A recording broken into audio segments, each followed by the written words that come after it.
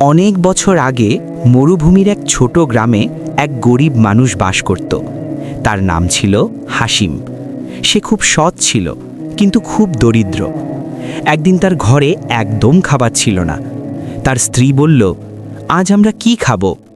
হাসিম আকাশের দিকে তাকিয়ে বলল, আল্লাহ অবশ্যই আমাদের জন্য কিছু ব্যবস্থা করবেন। সে নামাজ পড়ে দোয়া করতে লাগল। ঠিক তখনই দরজায় কড়া নাড়ার শব্দ শোনা গেল। দরজা খুলে দেখে এক অচেনা লোক দাঁড়িয়ে আছে। লোকটি বলল, আমি দূর শহর থেকে আসছি, আমার কাছে অতিরিক্ত খাবার আছে, আপনি কি নেবেন? হাসিম বিস্মিত হয়ে আল্লাহর শুকরিয়া আদায় করল। সে বুঝতে পারল যে সত্যিই আল্লাহর উপর ভরসা করে, আল্লাহ কখনো তাকে নিরাশ করেন না। বন্ধুরা, এরকম সুন্দর সুন্দর ইসলামিক গল্প পেতে অবশ্যই চ্যানেলটি সাবস্ক্রাইব করবেন। আর হ্যাঁ, সবসময় পাশে থাকে সাপোর্ট করবেন। দিতে কেমন ভিডিও চান অবশ্যই কমেন্টে বলে যাবেন।